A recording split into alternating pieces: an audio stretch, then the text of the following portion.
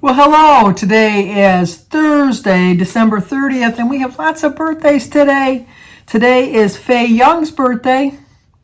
Happy birthday to you. Happy birthday to you. Happy birthday, dear Faye. Happy birthday to you. Cha-cha-cha. It's also Joy Durgin, D-U-R-G-I-N, Durgin. Joy. Happy birthday to you. Happy birthday to you. Happy birthday, dear Joy. Happy birthday to you. Cha-cha-cha. It's also Lynn's Bory, B-O-U-R-I, Bory. Lynn's, happy birthday. Happy birthday to you. Happy birthday to you. Happy birthday, dear Lynn's. Happy birthday to you. Cha-cha-cha. Also, Penny Reed. I told you there was a lot of birthdays today, didn't I? Happy birthday to you. Happy birthday to you. Happy birthday, dear Penny. Happy birthday to you. Cha-cha-cha. And Luann Penna, P-E-N-A. Today's Luann's birthday. Happy birthday to you. Happy birthday to you. Happy birthday, dear Luann. Happy birthday to you. Cha-cha-cha. Well, I hope you all had a great birthday, and I bet your parents love that you came at the end of the year so they could get a whole year's exemption out of you with only 2 days of having the cost of having you around. I know that's not a nice way to look at it, but I was getting all my tax forms together, so that's where my thought process goes. Boy, we had a lot of medical bills this year. I was like, I couldn't believe it. Well, between Jim's teeth and all of the stuff, we spent over $10,000 just on doctor visits. And then we had another $300 on prescriptions. Boy, it sucks getting old. It really does. All the more reason you got to really stay on track to stay healthy, because that's with insurance. We paid $300. Can you only imagine? Oh my gosh, I don't know how people without insurance survive. I really don't. I'm glad that I tell you each day what day it is, because oh my goodness, Jim and I were just commenting the other day, it feels like a weekend. It's like, hello. It's like, well, the fact that Jim can't get out, he's more trapped than me. I usually stay home more than Jim does, so he's kind of like a caged animal. I could probably sell tickets, have people come in and see the caged animal in action, sitting in the recliner watching football all day. I said I think one of the reasons it feels like a weekend is because it seems like there's a football game on every single day this week, because there's some kind of a bowl game going on. But he's just anxious to get back driving. He's got a week from today. He gets the stitches out next week. I have a feeling he's going to be driving sooner than that. I talked to Birdie, and she said the concert was really nice, but she said nobody had a mask on. I saw her picture on Facebook, and there was not nary one mask around her. But it turned out she had 3 tickets, not just 2 tickets, and so she took her son and her daughter-in-law with her. So the 3 of them went down to see it. And she says, which I knew it would be. She said it was a really good concert. One day I'll get there. But so I was kind of half thinking of taking my decorations down today, and I thought, no, I got 2 more days of enjoying my Christmas lights on. So I'm gonna, because I usually take it down on New Year's Day. Jim watches football all day, and then I start taking the decorations down. And then David's going to have to come and take the tree downstairs for us, because Jim can't carry it down the stairs because of his foot. How convenient. And then probably take our outside decorations up. I don't know where it's written that only the outside decorations can only be up at Christmas time, because they are beautiful. I just love going by houses that are all decorated. I don't know why we can't do that all year round. I really don't. But then maybe we'd get tired of it. It wouldn't be as pretty, I guess. But staying on track. Still trying to avoid the sugar temptations, because my body's still craving the sugar. It still is, and so I'm trying really hard to stay on track. I did have 3 little Kraft caramels yesterday, or caramels, however you want to say it. I did have that last night when I was watching TV after I closed out my video. And I know that just leads to more sugar cravings, but... And then I just noticed that I had watermelon in there. Remember I bought watermelon the other day? Let me tell you about the watermelon, the story about the watermelon. I saw the sign, and they only had them cut up like in quarters. The watermelons were in quarters. They wasn't like a whole watermelon.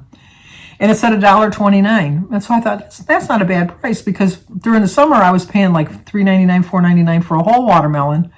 So I thought, oh, that's not a bad price. And so I was kind of questioning how come my bill was so high. And so I was eating my watermelon the other day. I didn't film it. It was watermelon. But I was sitting there eating my bowl of watermelon, and I was just going over my receipt because I'm thinking, boy, I would think it was like $55 or $57 for that little bit of food that I got. And I thought, boy, that seems like a lot. And then I come to the watermelon. I paid for that little quarter piece of watermelon $6.75. And then I looked at it and it said $1.29 a pound. If I would have known they were weighing it, because you don't eat the, what do you call it, the outside part of it, the hull? Was that what it's called? What is the outside part of a watermelon called? I don't know. The rind. I knew it would come to me. You don't eat the rind, and that weighs the most. So the actual watermelon itself, I should have chose better. I chose poorly. But the watermelon was good, but I was griping when I was paying $4 for a whole watermelon. Here, I paid $6.75 just for a quarter watermelon. No watermelon's that good that it's worth $6.75. So I thought, no, that kind of discouraged me. Not discouraged me, disappointed me that I wasn't a little bit more observant.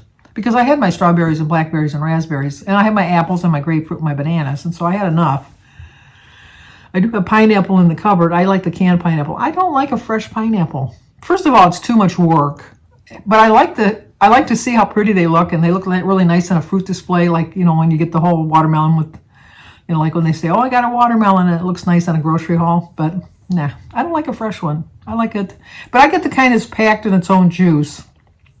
But then I don't eat the juice. I just eat the pineapple. And then I have the little peaches that are packed in their own, like the little containers of peaches that are packed in their own juices too. But anyway, so just kind of sitting around. I started watching the show on, what do you call it, HBO Max, The Flight Attendant, that was out in 2020 with Katie Cool. What do you say? Is it Katie Coco? She was on The Big Bang Theory. She played Penny. It's really good. It's 8 episodes. I'm on episode 5. And it's about a flight attendant that, like, obviously is a flight attendant, and she goes to different stops, countries, and things. And she hooks up with this guy in Bangkok, and she wakes up in the morning and he was murdered. And so she hurry up and runs away because she doesn't want to get involved in it because it's Bangkok. And she was talking about Amanda Knox. She didn't want to be, like, trapped in the country. And then it's just a progression of how they come to find out if she's the one that actually killed her. It's a murder mystery. It's really good. And then last night, Bertie gave me a book when she was over the other day called The Christmas Box. It's a quick little read. It was like 125 pages. Really small book. Really, really small book. And I read it like in 30 minutes. It was really good. It had a really good message. Let me go get the book. I'll show it to you. 1 minute. It's called The Christmas Box by Richard Paul Evans. And the print is really... Well, you know what? The thing is, too, when she gave me the book, there was an article about the author. But see, and then a lot of the pages are blank, so it's not really 125 pages. But I don't really... It's about a Christmas box, but I don't want to ruin the story for you. But I'm wondering, has anybody read this book? I highly recommend it. It's a quick read. It's a nice read. And it really gave you the message of Christmas, the true meaning of Christmas. So I really did like that. And then... like I said, Jim and I have just been sitting around doing nothing all day. I've been watching TV. Kind of looking forward to getting back completely 100%. I'm not like really at 100% just yet. I was talking to Bertie today, and we're going to get together tomorrow and play cards for New Year's Eve. That's what we do every New Year's Eve. We don't usually go out to eat because, well, last year we couldn't. And last year we didn't even get together because of the pandemic. But, did we last year? No, we didn't. Last year we didn't get together because of the pandemic. And then now there's not that many people working in the wait staff and shortages and stuff. So we're just thinking of maybe getting a pizza and playing cards. So we're going to do that tomorrow. Jim wants to watch his Michigan football game. I think that starts at 7:30. I hate playing cards while he's watching football because it's like, I think it's rude. But... That's between him and his sister. If him and his sister don't have a problem with it, I guess I shouldn't have a problem with it. And then, I guess that's it. I'm just not really, I've been watching a lot of videos, and I see a lot of us have gained weight over the holidays, and I think it's just because we couldn't celebrate last year. And I just think that we shouldn't beat ourselves up we were creating really new memories for ourselves.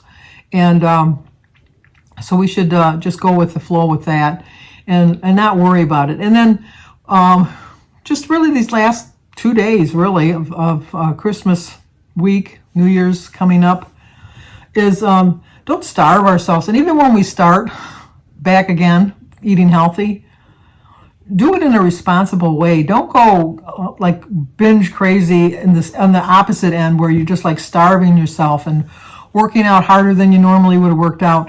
Both of my sons, Jimmy and Danny, both go to the gym all the time. And my brother-in-law, Gary, goes to the gym all the time. They don't go the first month of January, or they don't really go the first 3 weeks of January, because he said those are just the people that are setting up their New Year's resolutions, and they're there, and then by the 4th week they petered out, and so then they can get back and get on the machines, and so they just do stuff around the house. They don't really bother trying to even get into it. So you don't want to do that. Be responsible, be reasonable, and don't beat yourself up. If you gained weight, you gained it. It's just work on losing it now, because that's all you can do is just work on losing it, and just remembering all the good memories and all the good times you had, because obviously we've gained some weight this Christmas season. We had some pretty good times. At least I did. I know that. And so I'm not going to stress too much about it. I don't like that I'm getting way back up high in my weight again, but I know that I'm going to get back on track. I know that I'm going to get back to losing. I know that, so I'm not worried about it. I forget who it was, and I so apologize, but when I was answering my comments this morning, someone had asked me to repeat the story about going to church with my father when I was younger. I've told the story many, many times, but today is the 38th anniversary of my father passing. My father passed December 30th, 1983. So in memory of my dad, I'll share a good story with my dad. There's so many to choose from, because my dad was just, well, he was my dad. He can't, everybody loved him. They really did. A lot of people were like, Jim was scared to death of him when he first met him. My father was a big man. Here, I'll put a picture of my dad.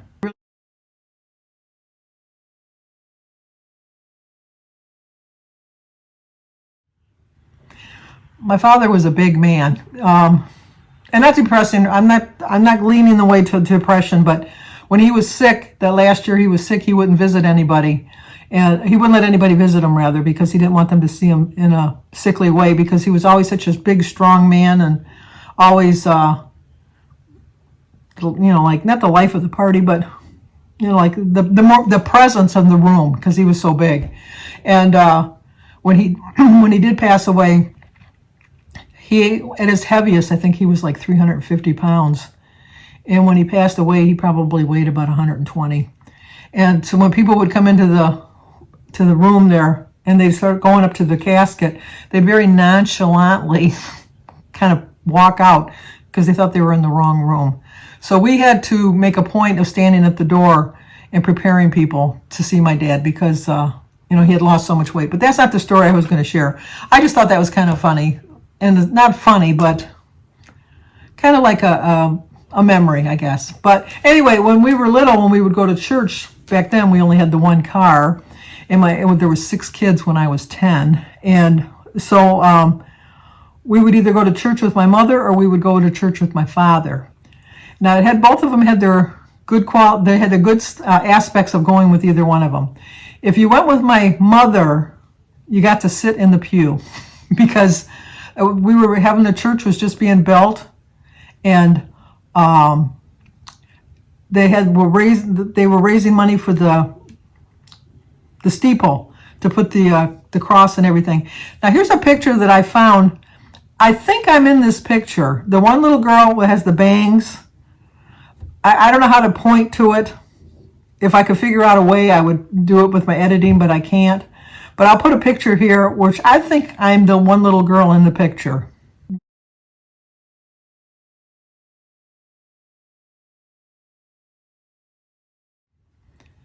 I don't know for 100% certainty, but I think so, because they had a newspaper crew and everybody out there taking pictures, and it was in it was in the paper. The church I went to was Guardian Angels in Detroit.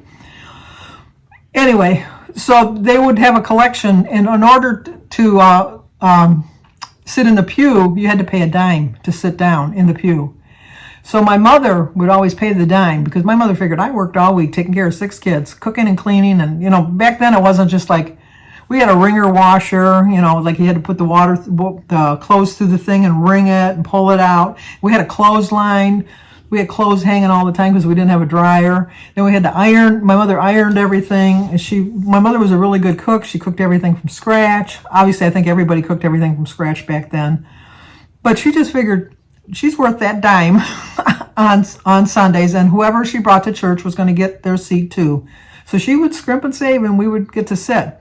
That was the advantage to going with my mother.